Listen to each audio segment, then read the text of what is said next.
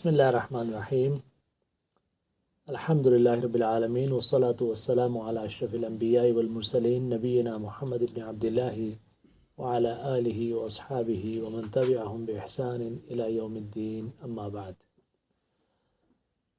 وعن ابی ہریرہ رضی اللہ تعالی عنہ قال قال رسول اللہ صلی اللہ علیہ وسلم اذا سجد احدکم فلا یبرک كما يبرك البعير وليضع يديه قبل ركبتيه أخرجه الثلاثة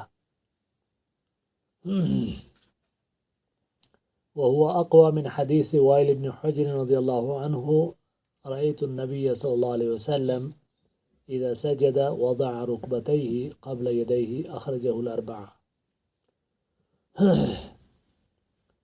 بلوغ المرام من ادلت الاحکام کے کتاب الصلاۃ سے یہ باب و صفت الصلاۃ ہے۔ آج کی حدیث کے راوی سیدنا ابو ہریرہ رضی اللہ تعالی عنہ ہے۔ وہ فرماتے ہیں کہ رسول کریم صلی اللہ علیہ وسلم نے فرمایا اذا سجد احدکم، جب تم میں سے کوئی سجدہ کرے، فلا یبرک، تو نہ بیٹھے وہ، کما یبرک البعیر، جیسا کہ بیٹھتا ہے اونٹ، وَلِيَضَعَ يَدَيْهِ قَبْلَ رُكْبَتَيْهِ، اور چاہیے کہ وہ رکھے اپنے ہاتھوں کو اپنے گھٹنوں سے پہلے۔ اخرجہ الثلاثہ، اسے تینوں نے روایت کیا۔ تینوں سے مراد کون ہیں؟ ترمذی، نسائی اور ابن ماجہ۔ اب یہ حدیث جو ہے اس کے مقابلے میں ایک اور حدیث بھی ہے، لیکن امام ابن حجر فرماتے ہیں وَهُوَ أَقْوَى مِنْ حَدِيثِ وائل ابن حجر، یہ حدیث زیادہ قوی ہے جو بیان کی گئی ہے حضرت وائل ابن حجر رضی اللہ تعالیٰ عنہ کی اس حدیث سے، کہ جس کے الفاظ کیا ہیں؟ رأیت النبی صلی اللہ علیہ وسلم، میں نے دیکھا رسول کریم صلی اللہ علیہ وسلم کو، اذا سجدہ، جب آپ سجدہ فرماتے، وضع یدیہ قبل رکبتیہ، تو وضع رکبتیہ قبل یدیہ، آپ اپنے گھٹنے رکھتے اپنے ہاتھوں سے پہلے۔ اور ابن حجر فرماتے ہیں فَإِنَّ لِلْأَوَّلِ شَاهِدًا مِنْ حَدِيثِ ابن عمر رضی اللہ عنہما صححہ ابن خزیمہ وذکرہ البخاری معلقا موقوفا۔ اور پہلی حدیث جو ابو ہریرہ رضی اللہ تعالیٰ عنہ کی ہے، کہ جس میں پہلے ہاتھ رکھنے کا جو ہے تذکرہ ہے، اس کے لیے ایک شاہد بھی ہے حضرت ابن عمر رضی اللہ تعالیٰ عنہ کی حدیث، کہ جس کو ابن خزیمہ نے جو ہے ذکر کیا ہے، صحیح کی بیان کیا ہے اور صحیح قرار دیا ہے، اور امام بخاری نے بھی اسے تعلیقاً روایت کیا ہے۔ اب یہ کیا مسئلہ ہے؟ مسئلہ یہ ہے کہ اس سے پہلے ہم ترتیب کے اعتبار سے رکوع اور سجود، رکوع کی دعاؤں پر پہنچے، رکوع کے بعد ہم اوپر پہنچے ہیں کس میں؟ قومہ کی کیفیت میں، قوموں کی دعائیں، اور اس کے بعد اب ظاہر ہے کہ جانا ہے سجدے میں۔ اب سجدے میں جانے کی کیفیت کیا ہوگی؟ کیا پہلے گھٹنے رکھنے ہیں یا پہلے ہاتھ رکھنے ہیں؟ اور اس میں گویا تین حدیثیں بیان کی گئی ہیں۔ پہلی حدیث حضرت حضرت ابو ہریرہ رضی اللہ تعالیٰ عنہ کی، اس کی تائید حضرت عبداللہ ابن عمر کی حدیث سے بھی ہوتی ہے، اور اس کے مقابلے میں یہ دونوں صحیح حدیثیں ہیں، اور اس کے مقابلے میں حضرت وائل ابن حجر کی روایت ہے کہ جو سند کے اعتبار سے ضعیف ہے، ٹھیک ہے۔ اور اس میں یہ ہے کہ میں نے رسول اللہ صلی اللہ علیہ وسلم کو دیکھا کہ جب آپ سجدہ کرتے تو اپنے گھٹنے پہلے رکھتے، ہاتھ بعد میں رکھتے۔ اب اس میں دو طرح کے موقف ہیں۔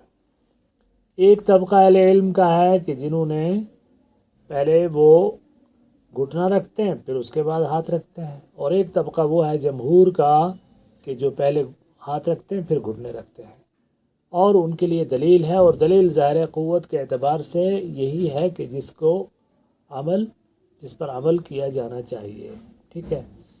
حضرت وائل بن حجر کی روایت کی، جس کی بنیاد پر شوافع اور احناف کا مسلک ہے، وہ ظاہر ہے اس اعتبار سے کہ اس کی دلیل کمزور ہے، لہٰذا وہ قابل قبول نہیں ہے۔ اور آپ نے دیکھا ہے کہ بہت سارے ایسے ہوتے ہیں کہ جس میں امام حنیفہ رحمہ اللہ کا موقف دوسروں کے مقابلے میں قوی ہوتا ہے، تو ہم بغیر کسی تعصب کے اور بغیر کسی اس کے کہتے ہیں کہ نصاب دلیل یہاں تائید کرتی ہے امام ابو حنیفہ رحمہ اللہ کے قول کی، لہٰذا ہم اسے قبول کریں گے۔ کبھی امام شافعی کے حق میں ہوتی ہے دور مع الحق حیث ما دارا، یا ندور مع الحق حیثما دارا، ہم تو حق کے ساتھ چلیں گے، جدھر حق چلے گا ہم اس کے ساتھ چلیں گے۔ ائمہ اربعہ اور سلفی مسلک کا مطلب یہ ہے کہ سارے کے سارے سلف جو ہیں وہ امت کا سرمایہ ہیں، اور ان کے ہاں کتاب و سنت سے مسائل کے اخذ اور استنباط کا منہج ہے، اور جس کے ہاں دلیل صحیح دلیل کی طرف جن کی رسائی ہوگی اور اس کے مطابق انہوں نے اپنا عمل بیان کیا تو ہم اسے قبول کر لیں گے۔ اب ایسا تو نہیں ہے کہ حضرت وائل بن حجر کی روایت کو انہوں نے جان بوجھ کے قبول کیا ہو اور حضرت ابو ہریرہ کی روایت کو انہوں نے مسترد کیا، ہو سکتا ہے ان تک حضرت وائل بن حجر کی روایت ہی پہنچی ہو اور اس کو وہ صحیح سمجھتے ہوں۔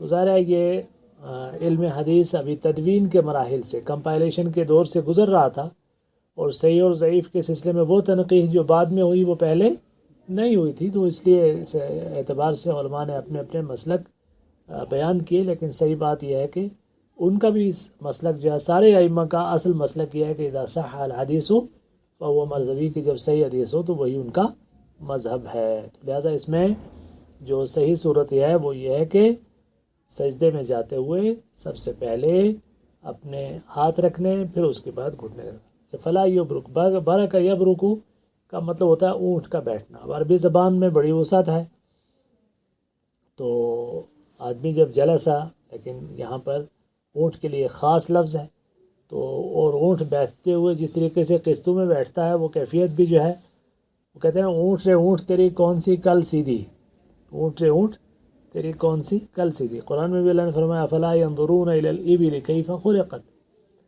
صاحب اونٹ تو اس اعتبار سے اللہ تعالیٰ کی کردگاری کا ایک عظیم نمونہ ہے۔ ابھی گوگل جو میپ ہے، انہوں نے جو اسٹریٹ ویو کا جو آپشن ہے اس کے لیے انہوں نے بہت سارے آپشن استعمال کیے، لیکن صحرا میں ان کا کام نہیں چل پایا، کیونکہ صحرا میں اس کو کور کرنا ان کے لیے ممکن نہیں تھا۔ تو اب انہوں نے اپنے طاقتور قسم کے جو کیمرے ہیں وہ اونٹ کے اوپر فٹ کر کے اونٹ کے ذریعے ابھی سروے مکمل کروایا ہے صحراؤں کا، کیونکہ ظاہر ہے صحرا کا جہاز جو ہے وہ اونٹ ہے۔ تو اونٹ کے بیٹھنے کا انداز چونکہ مختلف ہے، تو اس کے لیے بیٹھنے کے لیے عربی میں وہ باضابطہ لفظ بھی ہے، بارکا یبرک، فلا یبرک تو نہ بیٹھے وہ، کما یبرک البعیر، جیسے اونٹ بیٹھتا ہے۔ اچھا، یہاں پر بھی ایک اور چیز ہے، بعض لوگ جو ہے اونٹ کے بیٹھنے کی مختلف ویڈیوز کو ڈال کے یہ ثابت کرنے کی کوشش کرتے ہیں، دیکھو جی اس نے پہلے کیا رکھا ہے، کہاں رکھا ہے۔ جب حدیث میں یہ الفاظ ہو گئے ہیں تو اب یہ پھر آپ کو کوئی ویڈیو پلے کر کے دیکھنے کی ضرورت نہیں کہ وہ پہلے کیا رکھتا ہے۔ حدیث میں کیا الفاظ ہیں؟ لا یبرک کما یبرک البعید، وہ بعیر، ولیضع یدیہ قبل رکبتیہ، اور چاہیے کہ رکھے اپنے ہاتھوں کو اپنے گھٹنوں سے پہلے۔ ٹھیک ہے جی، تو یہ ہے مسئلہ بیٹھنے کا۔ اور ایک اور چیز بھی ہے، ایک اصولی موقف بھی ہے۔ اصولی موقف یہ ہے کہ جب رسول کریم صلی اللہ علیہ وسلم کے قول اور فعل میں، ایک حدیث میں آپ کا فرمان ہے اور دوسری حدیث میں آپ کا عمل ہے، تو اس میں یہ ہے کہ اگر دونوں حدیثیں ایک درجے کی ہوں، دونوں حدیثیں صحیح درجے کی ہوں، تو وہاں اصول یہ کہتا ہے کہ حضور کا جو فرمان ہے اسے اختیار کیا جائے گا، اور آپ کا جو عمل ہے اس کو اختیار نہیں کیا جائے گا۔ کیوں بھائی؟ رسول کا عمل کیوں اختیار نہیں کیا جائے گا قول کے مقابلے میں؟ وہاں تعویل کی جائے گی کہ آپ کا عمل ہو سکتا ہے آپ کے لیے خاص ہو، یا کسی عارضی عذر کی وجہ سے آپ نے ایسا کیا ہو، اور اصل وہ ہے جو آپ نے امت کو تعلیم دی ہے۔ سمجھ گئے نا جی؟ تو یہ اصول بھی یہاں پر اپلائی کر کے اگر ہم دیکھتے ہیں تب بھی ہمیں یہ لگتا ہے کہ ہمیں پہلے ہاتھ رکھنے چاہیے پھر گھٹنے رکھنے چاہیے۔ وعن ابن عمر رضی اللہ عنہما، روایت ہے حضرت عبداللہ ابن عمر رضی اللہ عنہما سے، ان رسول اللہ صلی اللہ علیہ وسلم کہ رسول کریم صلی اللہ علیہ وسلم اذا قعد للتشہد، جب آپ تشہد کے لیے بیٹھتے، وضع یدہ الیسری علی رکبتہ الیسری، وہ اپنے بائیں ہاتھ کو بائیں گھٹنوں پر رکھتے، والیمنی علی الیمنی، اور دائیں ہاتھ کو دائیں گھٹنے پر رکھتے، وعقد 53 اور 53 کی گہرا لگاتے۔ عقدہ میں نے گرا لگانا، گانٹھ لگانا، 53 53 کی، واشار باصبعہ السبابہ، اور اپنی سبابہ انگلی سے اشارہ کرتے۔ رواہ مسلم، مسلم، اس کو مسلم روایت کیا. وفی روایت لہو وقبض اصابعہ کلها واشار باللتی تلی الابہام. اور ایک روایت میں کہ آپ اپنے ساری انگلیوں کو باندھ لیتے اور اپنے انگوٹھے کے ساتھ والی انگلی سے اشارہ کرتے. ٹھیک ہے جی. تو یہاں پر اب تشہد میں بیٹھنے کے بعد ہاتھ کی کیا کیفیت ہو وہ بتائی گئی ہے. ایک تو یہ کہ ہم نے اپنے دونوں گھٹنوں کے اوپر اپنے دونوں ہاتھ رکھنے، دائیں گھٹنے پر دائیں ہاتھ، بائیں گھٹنے پر بایاں ہاتھ. لیکن دائیں گھٹنے کے اوپر جو ہم دایاں ہاتھ رکھیں گے اس ہاتھ کی کیا کیفیت ہے؟ اس ہاتھ کی 3 کیفیتیں ہیں. 2 کیفیتیں تو اسی حدیث میں بیان کی گئی ہیں.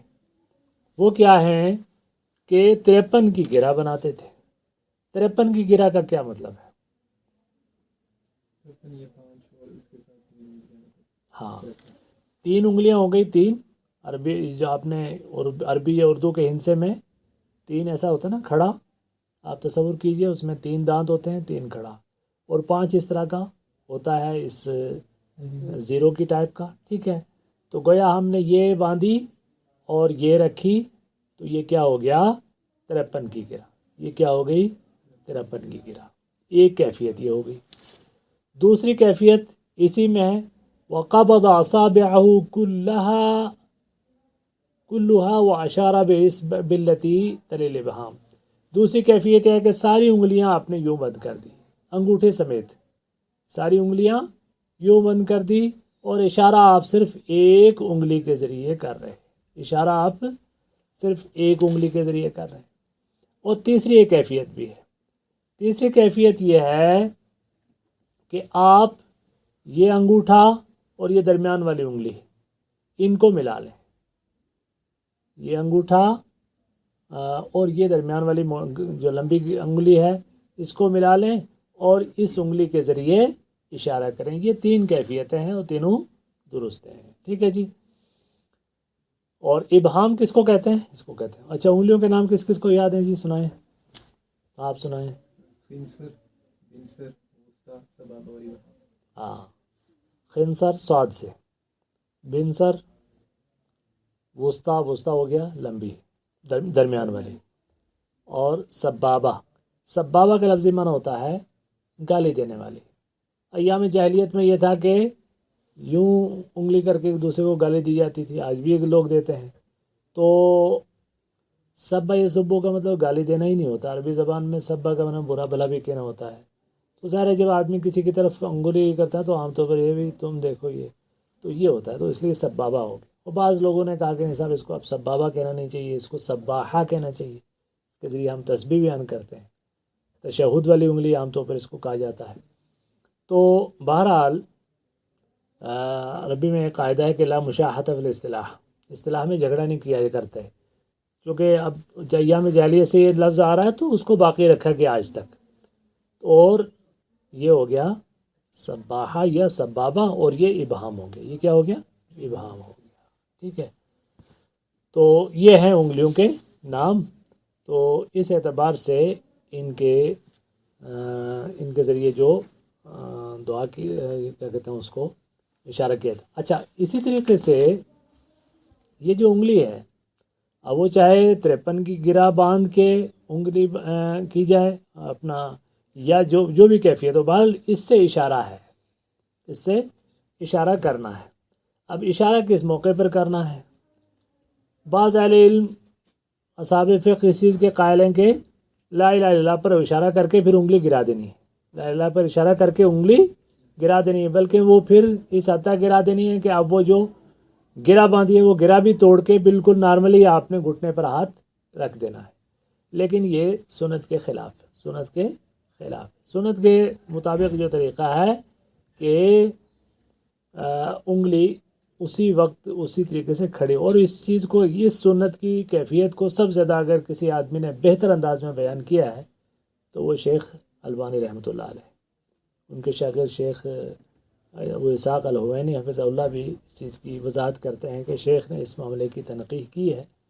اور وہ ابن ماجہ کی ایک حدیث ہے فما یزال یحرکها ویدعو بها، کہ نماز کے اخیر تک آپ اس انگلی کو حرکت دیتے رہے اور اس کے ذریعے آپ دعا کرتے رہے، اور حدیث کے یہ الفاظ ہیں کہ آپ کی نظر بھی جو ہے اس انگلی سے متجاوز نہیں ہو۔ اس لیے بعض اہل علم کہتے ہیں کہ نماز کا پروٹوکول یہ ہے کہ آپ کی نظر آپ کے سجدے کی جگہ پہ ہونی چاہیے، آپ کی نظر آپ کے سجدے کی ضرور جگہ ہونی چاہیے، لیکن تشہد میں آپ کی نظر آپ کی انگلی پر ہونی چاہیے۔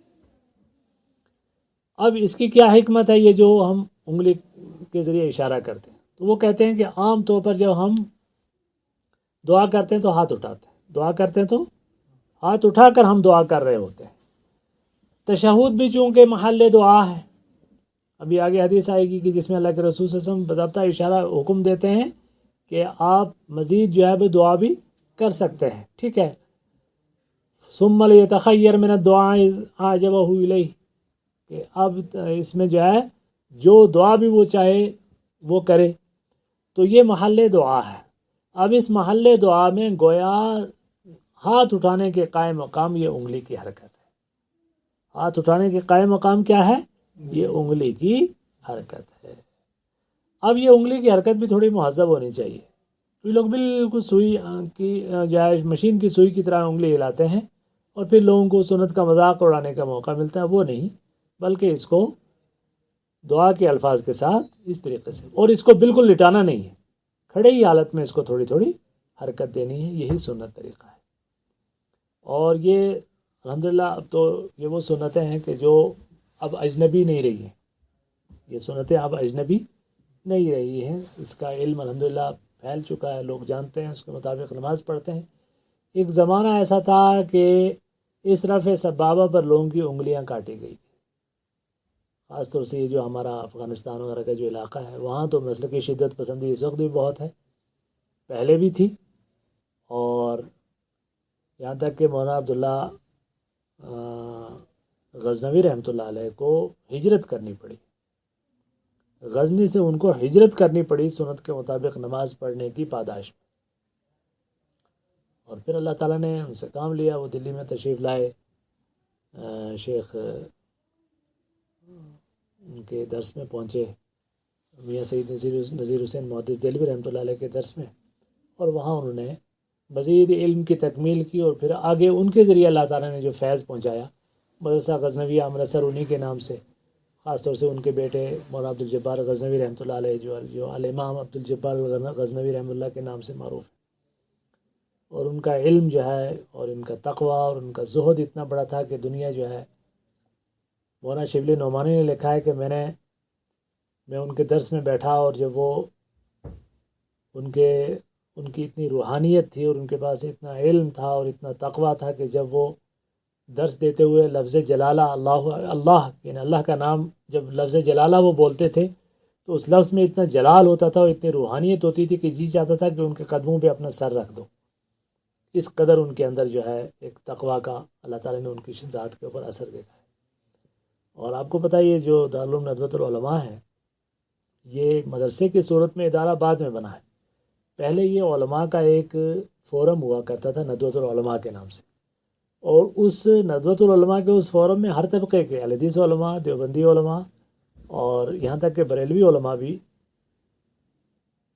ہوتے تھے، مولانا سید سلیمان ندوی، مولانا سید اور ایک سلیمان نام کے 3 بڑے عالم اور 3 الگ الگ مسلکوں کے، مولانا قاضی سلمان منصور پوری جو رحمۃ اللہ عالمین کے مصنف ہیں، وہ اہل حدیث، مولانا سید سلیمان ندوی رحمہ اللہ جو حنفی، اگرچہ انہوں نے بعد میں تقلید چھوڑ دی تھی، تو اور تیسرے جو ہیں مولانا سلیمان اشرف جو بریلوی طبقے کے تھے، تو یہ ہوتے تھے کہ بھئی آج تو تینوں سلیمان موجود ہیں، تو سلیمان اشرف صاحب جو ہیں ان کے والد کا نام داؤد تھا، تو وہ کہتے تھے سلیمان تو سارے ہیں لیکن سلیمان ابن داؤد ان میں سے ایک ہی ہے۔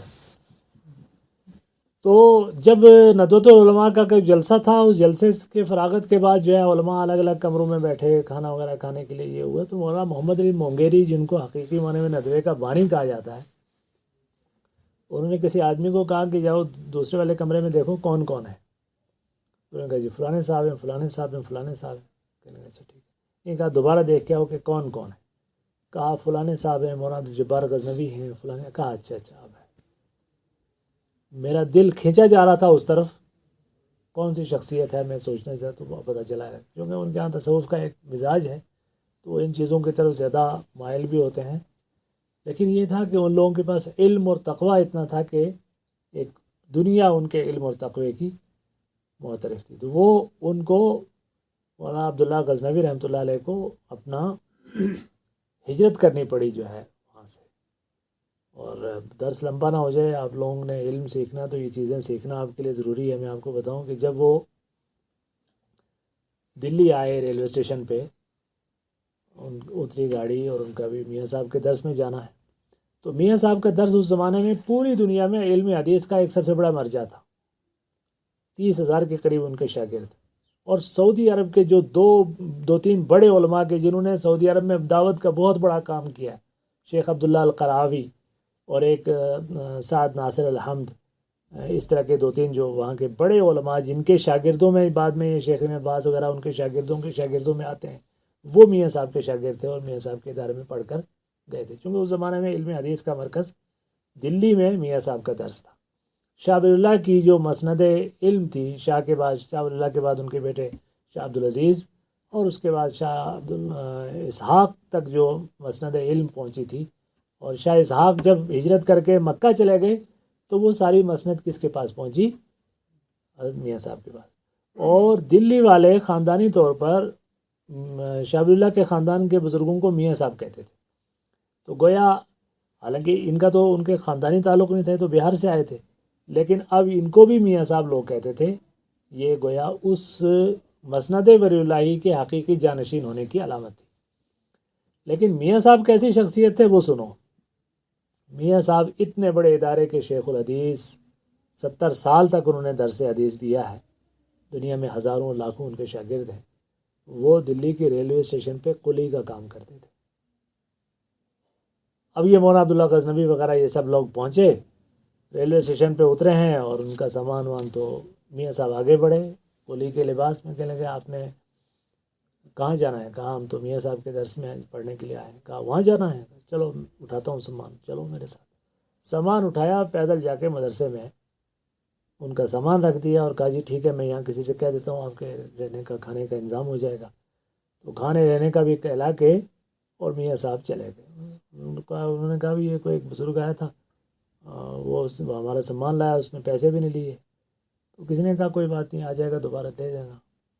اب دوسرے دن میاں صاحب تیار ہو کر مسند حدیث پر جا کے جب بیٹھے ہیں تو وہی قلی جو کل سامان اٹھا کر لایا تھا وہی سید نذیر حسین محدث دہلوی ہے. تو یہ شخصیت تھی ان کی. اور جب وہ دلی والے ان کا اتنا احترام کرتے تھے کہ ایک مرتبہ دلی میں بارش نہیں ہوئی تو سب نے طے کیا کہ صاحب نماز استسقاء میاں صاحب پڑھائیں گے تبھی جا کے اللہ کرے گا کہ دعا ہوگی انشاءاللہ بارش ہوگی. تو میاں صاحب نے جا کے عیدگاہ میں کی نماز استسقاء پڑھائی اور دعا کی تو اللہ نے کیا گھر پہنچنے سے پہلے خوب بارش ہوئی.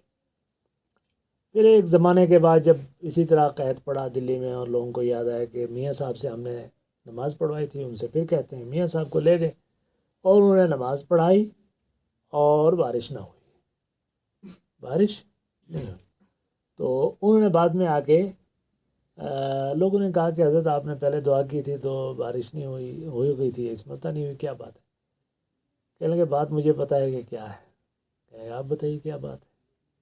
کہنے لگے بات یہ ہے کہ پہلے میں جوان تھا، صحت مند تھا تو قلی گیری کرتا تھا، حلال کی روزی کھاتا تھا، دعا میں طاقت تھی.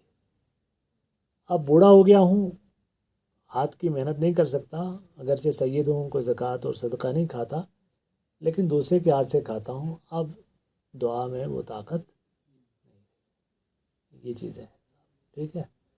سبحانک اللہم و بحمدک نشہد ان لا الہ الا انت نستغفرک.